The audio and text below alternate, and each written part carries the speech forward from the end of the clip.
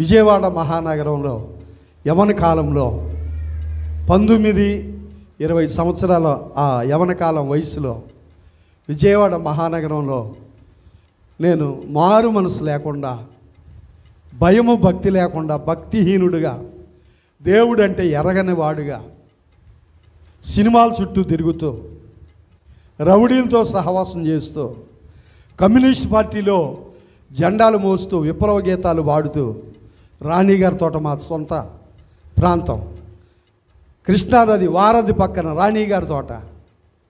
మేము ఒక అన్యజనుల కుటుంబంలోంచి రక్షించబడ్డాను.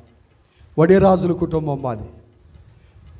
వడిరాజుల కులంలో నుంచి ప్రభువుని తెలుసుకున్నాను. మాకు దేవుడు అంటే ఎవరో తెలియదు. మేము క్రైస్తవులం కాదు. కనకదుర్గను ఆరాధించేవాళ్ళం. మా అమ్మ, మా బంధువులందరూ, మా మేనమామలు